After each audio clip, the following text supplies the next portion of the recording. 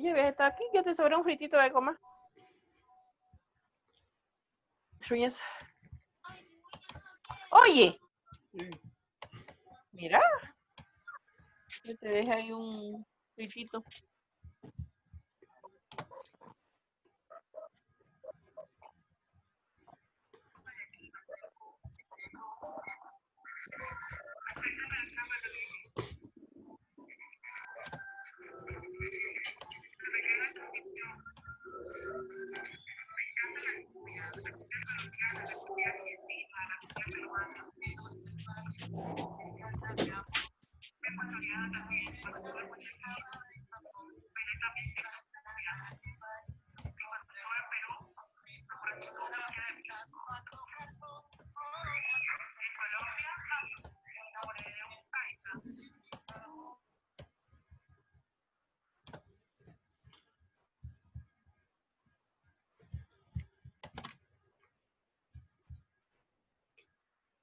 Bien, ya estamos.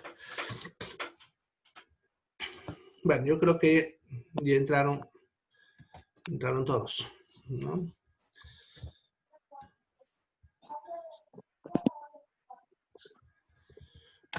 Bien. ¿Alguien faltó? Bien, volviendo a lo que estábamos hablando con su compañera, ya es un error muy frecuente y por eso les aclaro eso, lo repito siempre, ya el hecho de interpretar frecuencia cardíaca como pulso, como si fuese la misma cosa, ¿ya?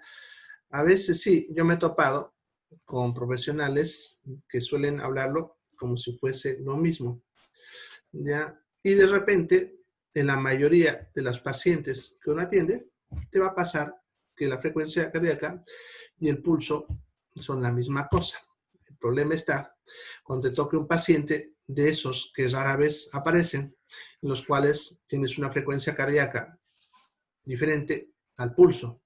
Entonces, ahí sí te das cuenta que es importante valorar las dos cosas como si fuesen diferentes. Ya, a menos la experiencia que yo tengo trabajando en emergencia, ya me ha pasado en algunas ocasiones que al determinar el pulso y la frecuencia cardíaca por separado, he detectado algunas arritmias que no se hayan detectado de otra manera. Entonces, por eso es importante valorarlo como si fuesen siempre dos cosas diferentes. ¿Ya? Nunca como si fuese el uno. Y como te dije, si vas a encontrar personas que te digan eso, ¿no? Ya, pero te aseguro que en ningún libro de fisiología o de semiología clínica encontrarás esos datos. Y a menos las enfermeras suelen defender bastante este punto de que estas dos cosas son diferentes y te suelen decir que no puedes registrarla como si fuese lo mismo. ¿Ya? Bueno, eso. Para mí es nuevo, la verdad, pero gracias, doctor, porque así uno también puede después discutir en otra, ¿no? Cuando... Sí, es lo correcto. Con fundamento, obviamente. A menos si vos lo hablas con personas con especialidad en cardiología, terapia intensiva, los que más se tocan con casos como estos, ellos sí te van a apoyar en esta situación, ¿no? Los que generalmente no suelen darle mucha importancia son los que trabajan a veces en atención primaria, donde ellos no suelen valorar este tipo de casos raros, ¿no? Pero lo correcto es lo que está ahí en la literatura, que está en base a hechos científicos, ¿no? Bien. A ver, ¿cuándo hay variación? ¿Variación de qué? Bueno, si te refieres a lo que estamos discutiendo ahorita en cuanto a lo que es la variación entre el pulso y frecuencia cardíaca, como te decía, son arritmias. Ya son las arritmias cardíacas. ¿Ya? Entonces, eso se llamaría las patologías que se detectan a través de este tipo de variación de datos, ¿ya? Pero no tiene un nombre específico este signo. Bien, a menos que te refieres a otra cosa, no sé, de repente, si quieres aclararlo, César, lo podemos ampliar. Bien, el siguiente aspecto, perdón, signo vital, sería la presión arterial. Ahora, ¿qué es la presión arterial? Como están viendo, la presión arterial es, dice, la fuerza que ejerce la sangre contra las paredes de las arterias. ¿Ya? Para entender esto, hay que volver al dibujito que les hice hace rato, que ya lo borré, pero ni modo, volveré a dibujarlo. Aquí cito. ¿Ya? Acuérdense que les dibujé que la arteria variaba, ¿no?, de presiones en cada pulsación o en cada latido transmitido. Entonces, tenemos... Ay, bueno, ya me salieron chuecos. Pero, más o menos, así. Tenemos esas áreas que habíamos dicho que son áreas de presión elevada. Entonces, acuérdense que en estos puntos la presión está aumentada y en los puntos intermedios la presión está más baja. ¿Ya? Entonces, en estos puntos intermedios es cuando el corazón no está empujando. ¿Ya? Y estos puntos de presión elevada es cuando el corazón está empujando. Ahora, cuando el corazón está contraído, a ese momento de la contracción, que eso lo vamos a ver más adelante cuando veamos fisiología cardiovascular, ya, al momento, cuando el corazón se contrae, se le llama sístole. Y al momento, cuando el corazón está relajado, se le llama diástole, que es cuando el corazón está descansando. Por lo tanto, esta presión elevada que se transmite en estos puntos que hemos dibujado, ¿ya?, son en el momento sistólico del corazón. ¿Ya? Y estos de presión baja que hemos dibujado ocurren en el momento diastólico del corazón. ¿Ya? Entonces, por eso, cuando hablamos de presión arterial, van a ver que nosotros usamos dos parámetros. ¿Ya? Como pueden, ahí les he puesto el valor normal, y lo diferente de este signo vital comparado con los otros signos vitales es que aquí usamos, como están viendo, dos parámetros. Uno llamado presión sistólica y otro llamado presión diastólica. ¿Ya? Esos nombres vienen de los momentos que les acabo de mencionar. ¿Ya? La presión sistólica es la que ocurre en los momentos de presión elevada. Y la presión diastólica es la que ocurre en los momentos de presión disminuida. De ahí el nombre sistólico y diastólico. ¿Ya? Ahora, como están viendo, los valores para cada uno son diferentes. Para la sistólica es de 80 a 120 milímetros de mercurio y para la diastólica de 60 a 80 milímetros de mercurio.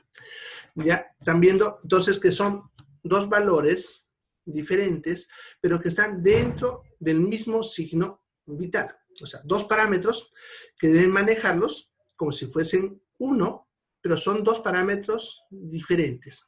Entonces, cuando alguien les pregunte cuánto es el valor normal de la presión arterial, si yo les pregunto eso, ¿qué tendrían que responder?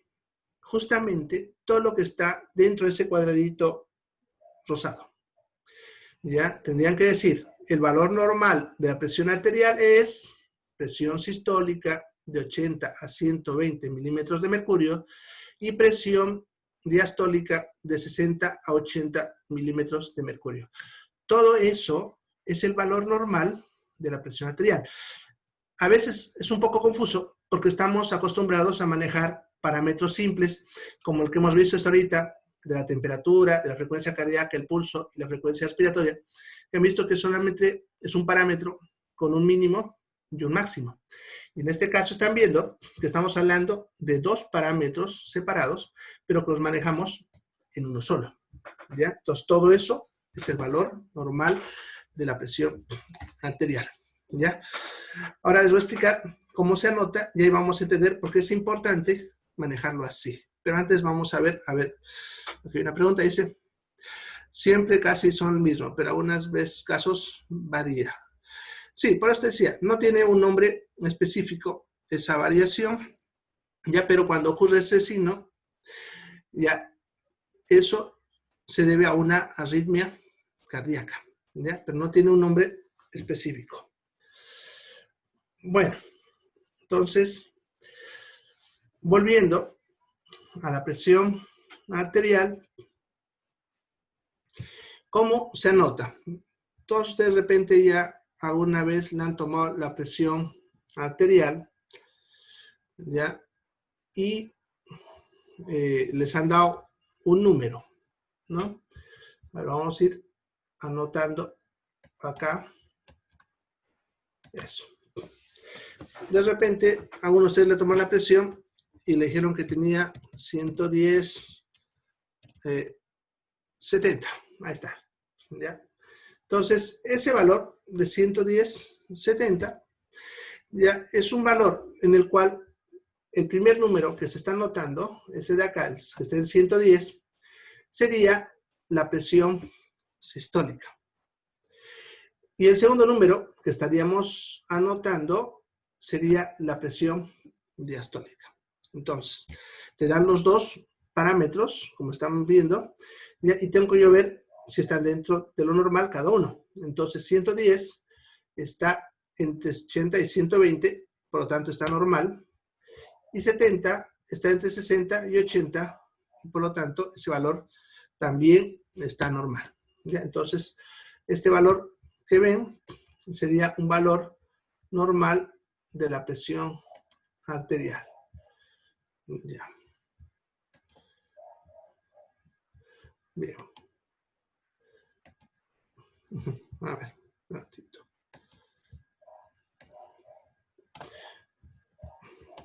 Bueno, ya. Entonces, ¿cómo sería este valor? A ver, ¿qué opinan? Veo opiniones en el chat o personal.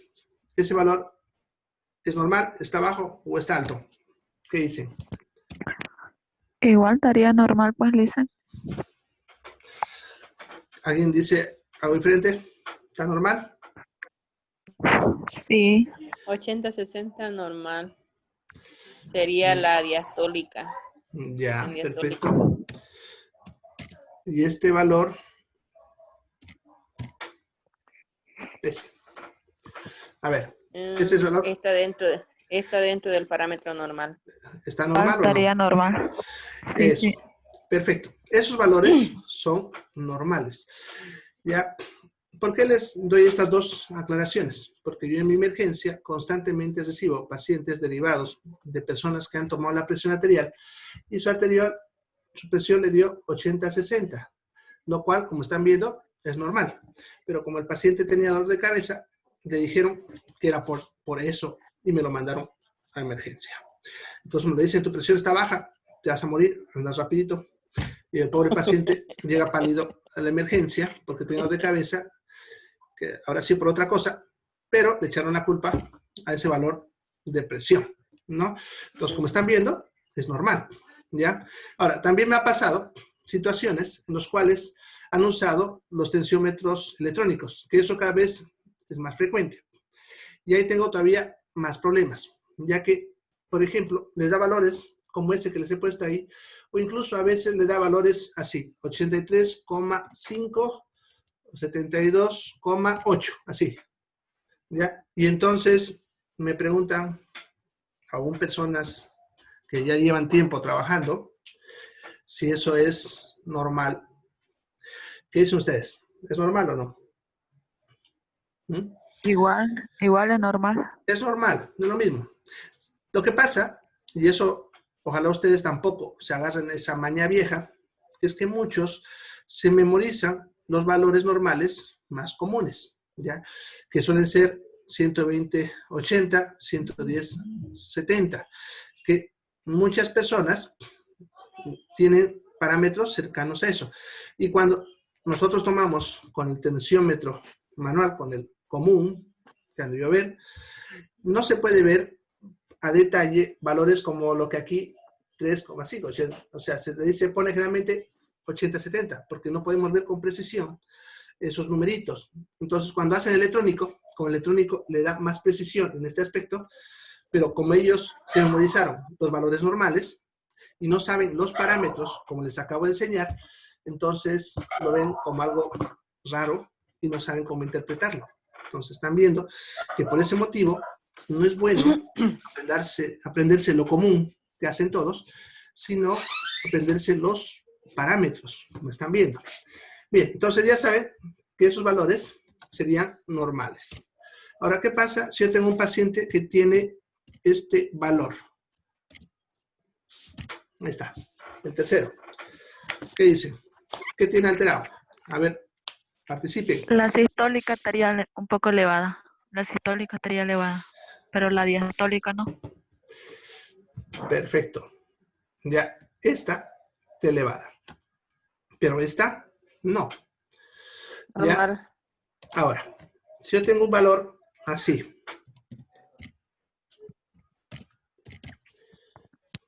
¿cuál estaría elevado ahí? La diastólica. La La diastólica. diastólica. Eso. Y la otra está normal, como están viendo. Normal. ¿Ya? Y si yo tengo un paciente así, así, ¿cuál estaría elevada? Las dos estaría Las con dos. hipertensión. Perfecto. Entonces, sucede que si bien son dos parámetros diferentes, como están viendo, ya han aprendido que cada uno hay que valorarlo por separado con su propio valor. Sin embargo, por eso se los maneja juntos, ya que basta con que cualquiera de ellos se eleve para decir que es una hipertensión arterial, ¿ya? Entonces, estos tres casos son hipertensión arterial, ¿ya? A la primera pueden decirle hipertensión arterial sistólica. La segunda, hipertensión arterial diastólica, ¿ya? Y hipertensión arterial simplemente. Sin embargo, eso no tiene significancia clínica. Para nosotros, cualquier valor elevado, ya sea la sistólica o la diastólica, o los dos, sería hipertensión arterial. Por eso les dice ahí, en lo que he escrito, cuando cualquiera de estos valores se eleve, le llamaríamos hipertensión arterial. Sin embargo, en la práctica es más frecuente encontrar el primero y el último. El hecho de que solamente la diastólica esté elevada suele ser raro, ¿ya? Y se suele ver a veces en pacientes muy deshidratados, ¿ya? Pero sí puede verse, ¿ya? Eso sería los valores hacia arriba. Si nos vamos hacia abajo, también podemos tener situaciones muy parecidas. Ya puedo tener un paciente que tenga, por ejemplo, un valor de 70, 60. Ahí está. ¿Ya? Entonces, como ven en ese ejemplo, la que está disminuida sería la sistólica. ¿Ya? Sí. También puedo tener que el paciente tenga 80, pongámosle, y 50. Entonces, en este caso, está disminuida la La diastólica. ¿ya? Y, por último, podemos tener un paciente que tenga ambos valores disminuidos, ¿no? Entonces, esos tres casos serían hipotensión arterial. Al igual que la hipertensión, basta con que cualquiera de ellos se eleve para decir hipertensión. En este caso, basta que cualquiera de ellos se eleve para se disminuya para decirle hipotensión arterial. ¿Ya? Entonces, también suele pasar esas situaciones. Por eso estoy poniendo esos ejemplos para que puedan interpretar adecuadamente este valor que es la presión arterial. Bien, ¿alguna pregunta? De seguro hay. Doctor, ahí por ejemplo en la presión en la normal, en la sistólica, dice, no, bueno, 120-80 con una máxima de 140 y una mínima de 90, eso en los casos extremos. ¿Cómo? No te entendí. ¿Ya? O sea, la sistólica no es 120-80 normal. Ya. y llegó un momento en que el doctor, por ejemplo, me dice 120 normal, pero puede con una máxima de 140 y una mínima de 90 la sistólica. Bueno, aquí hay un detallito que de repente, por eso, tal vez ustedes pueden malinterpretar esto o encontrarse con profesionales que malinterpreten ciertos datos. Esto que han visto ustedes ahorita son los valores normales desde el punto de vista fisiológico y eso no ha cambiado por mucho tiempo y seguro no va a cambiar, ¿ya? Sin embargo, la interpretación de la patología es lo que ha cambiado.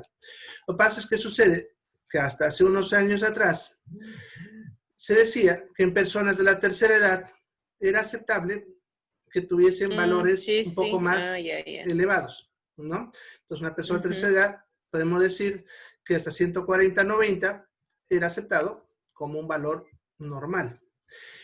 Eso era lo que se manejaba.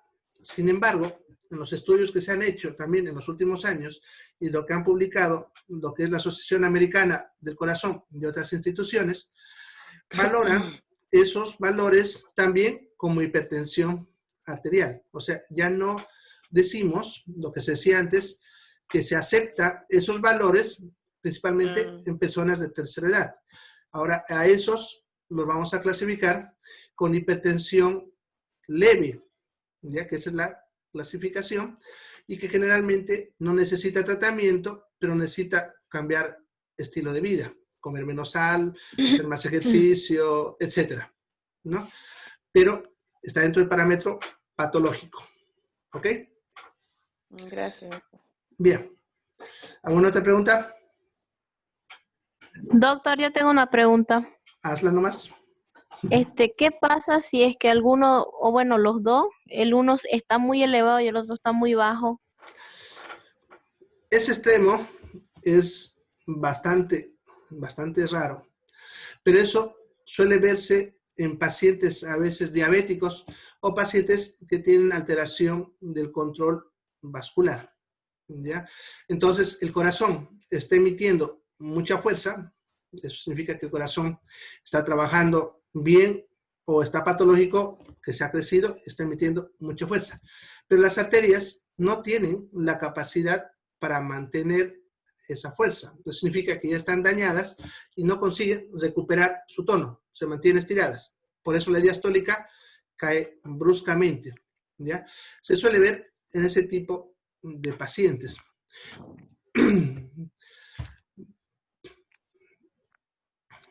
A eso nosotros le llamamos presión abierta. También cuando ocurre lo contrario, cuando los dos valores están muy juntos, decimos presión pinzada, ¿ya? Eso nos sirve para manejar parámetros hemodinámicos, principalmente cuando estamos haciendo reposición de líquidos en pacientes muy delicados.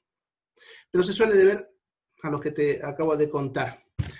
Bueno, no sé si eso responde a tu pregunta o tienes algún caso o algo sobre eso. No, sí, dicen, está respondido.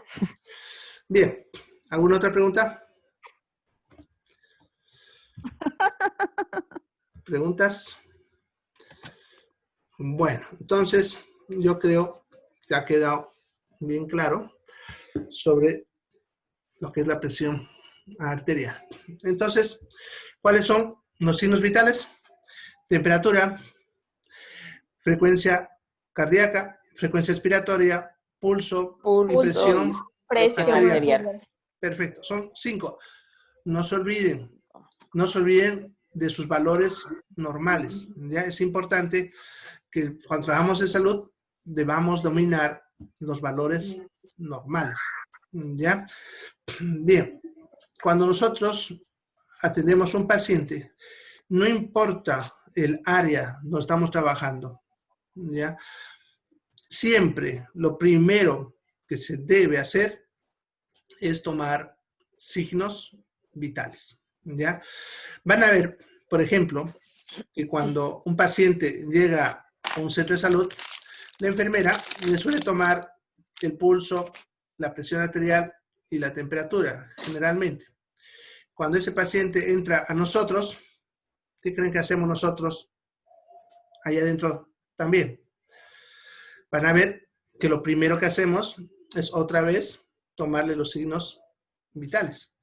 Y no es porque desconfiemos de las enfermeras, sino que forma parte de nuestro proceso ya desde colección de datos del paciente para poder determinar su patología. ¿Ya? Además, hay que tener en cuenta que estos datos suelen variar bajo ciertas circunstancias. Incluso hay pacientes que te pueden dar valores alterados debido a lo que nosotros le llamamos el síndrome de la bata blanca. No es una enfermedad, por cierto, pero es un aspecto psicológico en el cual algunas personas, cuando ven a personal de salud, sus valores se alteran por completo. ¿Ya? Entonces, a veces un paciente que está normal, tiene presión arterial normal, frecuencia cardíaca normal, cuando va a un centro de salud, se le sube su presión y su frecuencia cardíaca. Entonces, por eso hacemos varias valoraciones. Incluso cuando un paciente nos da por primera vez la presión elevada, no le vamos a decir de entrada que tiene hipertensión arterial.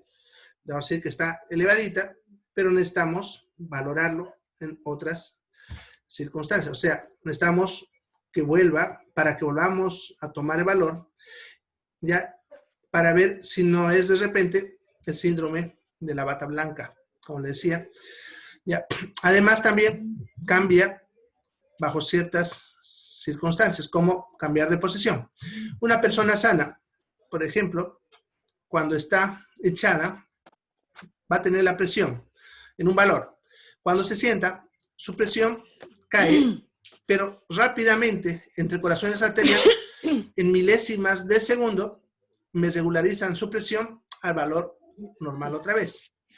Ya, en cambio, hay personas que tienen problemas, como las personas diabéticas o otro tipo de enfermedades, en los cuales a veces estando echados, tienen una presión, al sentarse su presión cae, pero no recupera.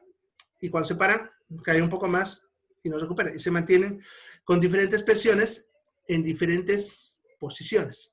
¿Ya? También pasaría lo mismo con la frecuencia cardíaca. También van a ver que siempre es importante valorar ambos brazos por separado, en cuanto al pulso y en cuanto a la presión arterial. ¿Por qué? Porque hay enfermedades como la arteriosclerosis, en la cual puede que nosotros tengamos una presión arterial en un brazo y otra diferente en otro brazo. Ya por eso, si quiero valorar bien la presión arterial, tengo que tomar en ambos brazos. Eso se debe a que la arteriosclerosis hace que los vasos sanguíneos se vuelvan más rígidos y entonces cuando están muy rígidos suelen subir la presión arterial. Entonces puede que yo en un brazo tome una presión alta y el otro la presión baja. ¿Ya? Si me pregunta cuál de las dos sirve, no puedo saber cuál de las dos y tomaré un promedio, pero teniendo en cuenta que esa persona ya está teniendo arteriosclerosis porque tiene variación de un brazo a otro. ¿Ya? Entonces, por si acaso, si alguna vez se topan con esa circunstancia, ya saben que suele pasar y es una alteración por una patología. Bien, eso como aclaraciones. Si tienen alguna otra pregunta para pasar al otro tema.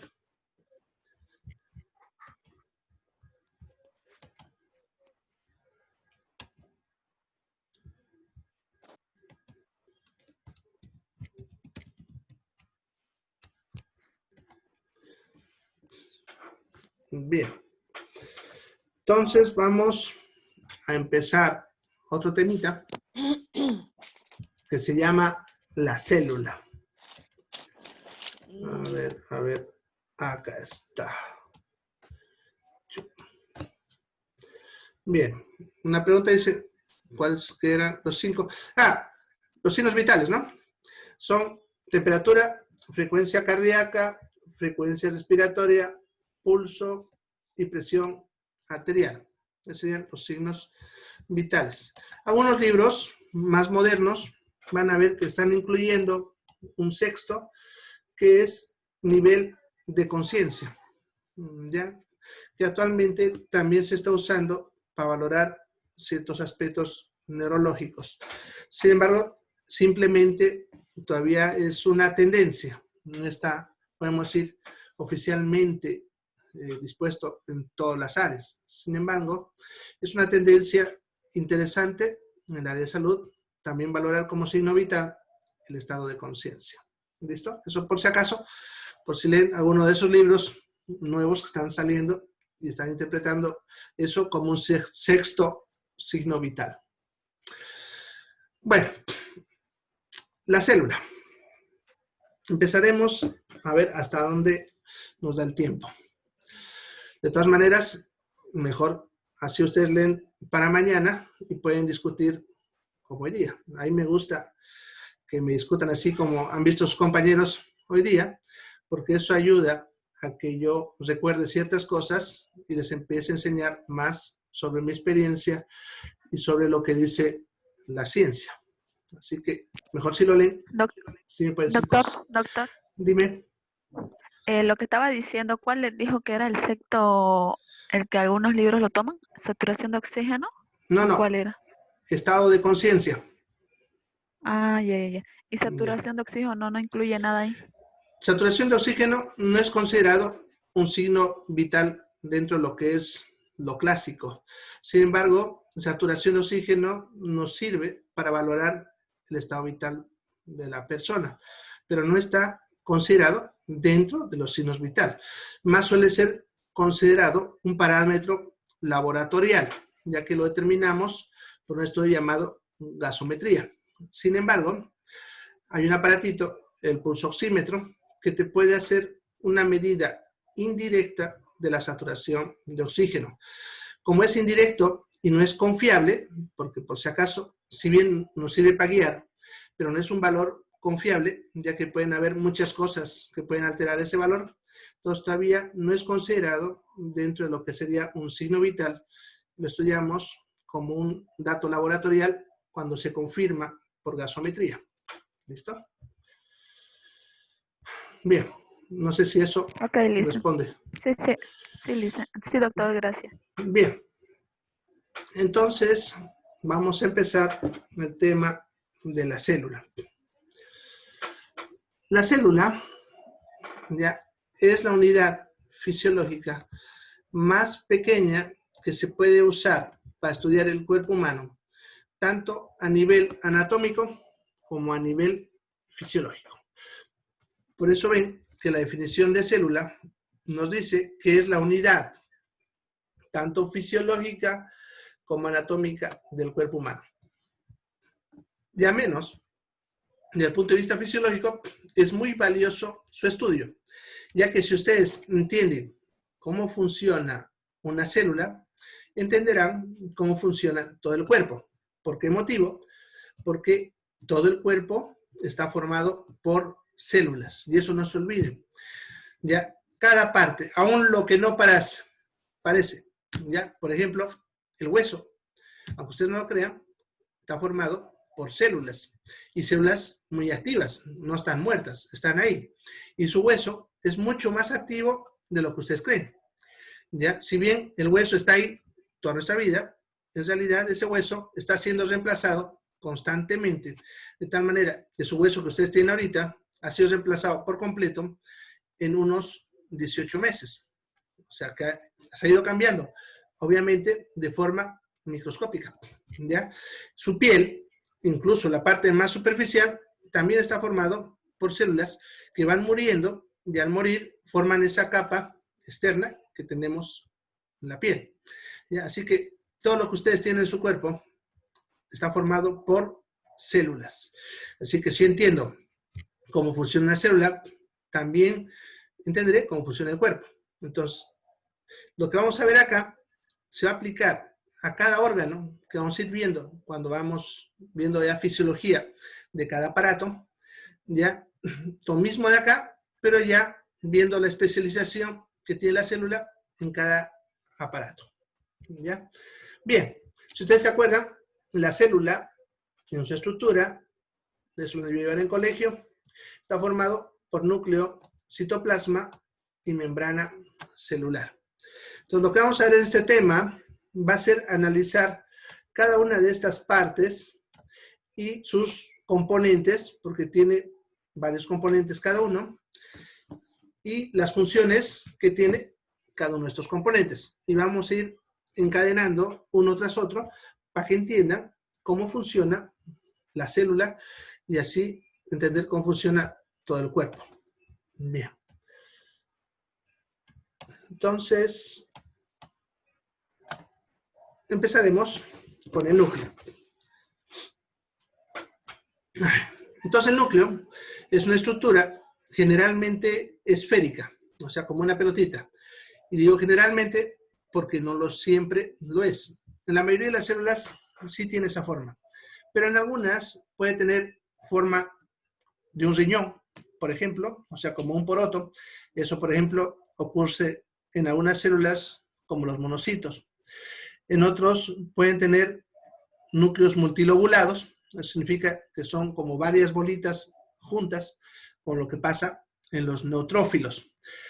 Sin embargo, en la mayoría de las células, el núcleo es esférico. ¿Ya? Lo primero, en cuanto a la forma. También, como dice, generalmente se localiza en el centro. Sin embargo, ya no en todas las células se va a encontrar en el centro. En algunos se puede encontrar en uno de los extremos de la célula. Y también hay células que no tienen núcleo. Bueno, en realidad solamente es un tipo de célula que no tiene núcleo, que es el glóbulo rojo. Los glóbulos rojos son las únicas células del cuerpo que han perdido su núcleo. Ya no tienen núcleo. Después, todas las células van a tener núcleo. Ya eso después van a entender por qué. Está formado por 4 componentes. El cariosol, la cromatina, el nucleolo y la membrana nuclear. Cada uno con sus funciones, como vamos a ver mañana. La función principal del núcleo es, como están viendo, comandar las funciones celulares. O sea, el núcleo es el que, a través de ciertos mecanismos, que vamos a aprender mañana, ordena qué cosas tiene que sintetizar la célula. O sea, qué cosas tiene que fabricar la célula. Y dependiendo de lo que fabrique, la célula hará diferentes funciones. ¿Ya? Entonces, ¿quién da las órdenes para cada cosa que tiene que hacer la célula? Es el núcleo, ¿ya? Que es el que coordina las funciones de una sola célula. Por eso es importante entender cómo trabaja el núcleo. Bueno, hasta ahí queremos por hoy. Ya mañana empezamos a hablar más profundamente del núcleo. Ahorita publico esta pizarra ahí en el Classroom y pueden ir leyéndola. Así mañana también podemos avanzar un poquito más rápido y ustedes también pueden hacer preguntas con mayor facilidad. Si todavía queda alguna duda sobre lo que vimos hoy, mañana a primera hora le escriben en el chat y empezamos respondiendo esas dudas. Bien, ¿alguna pregunta? Antes de cesar, tengo 50 segundos. No creo que dé. Bueno, nos vemos mañana. No se falten y estén atentos a lo que voy publicando en el Classroom. ¿Ya? Hasta mañana, chicos. Vayan a tomar su tecito. Mañana, doctor. Chao.